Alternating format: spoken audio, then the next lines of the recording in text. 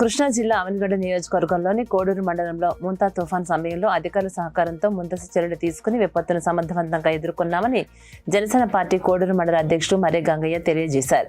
శుక్రవారం కోడూరులోని పార్టీ కార్యాలయంలో ఏర్పాటు చేసిన పాత్రికేయ సమావేశంలో మాట్లాడిన ఆయన సహకారం అందించిన అధికారులకు, కూటమి నాయకులకు కృతజ్ఞతలు తెలియజేశారు. నిధులు మంజూరు కాగానే పనులు ప్రారంభిస్తామని ఆయన వెల్లడించారు.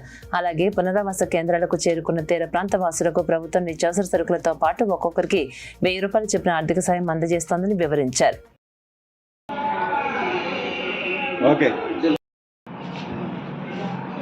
వచ్చిన తుఫానుకి మన ముఖ్యమంత్రి చంద్రబాబు నాయుడు గారు మరి చాలా అలర్ట్ అయ్యి అన్ని జిల్లాలను కూడా ఆయన దృష్టిలో పెట్టుకుని అన్ని చోట్ల కూడా అలర్ట్ చేసి తుఫాన్ని ఎదుర్కొన్న ముఖ్యమంత్రి ఎవరంటే నారా చంద్రబాబు.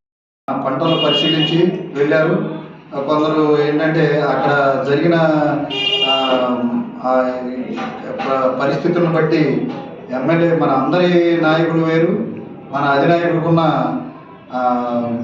చరిష్మా వల్ల అంతా దూరంగా మామూలుగా అయితే అవుట్ఫాల్స్ ప్లేస్ దగ్గరికి వెళ్ళి చూడాలనే ఒక అభిప్రాయం అందరిలో ఉంది. కాకపోతే అక్కడ ఓపెన్ ప్లేస్ పంట పరిశీలన చేశాడు.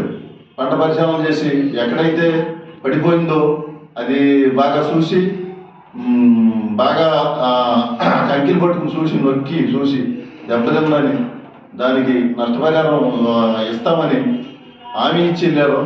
మన ప్రభుత్వంతో మాట్లాడి చంద్రబాబు గారితో కేంద్ర ప్రభుత్వంతో మాట్లాడి ఆ నష్టపరిహారం చేస్తామని. నమస్తే అండి.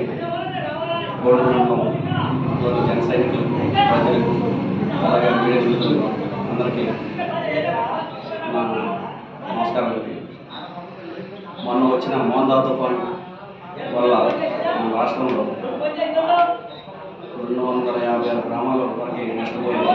అలాగే 1,00,000 ఎకరాల వచ్చిన మీడియా మిత్రులకి, అలాగే పార్టీ అధ్యక్షుల వారికి, జనసైనికులు అందరికీ నమస్కారాలు అండి.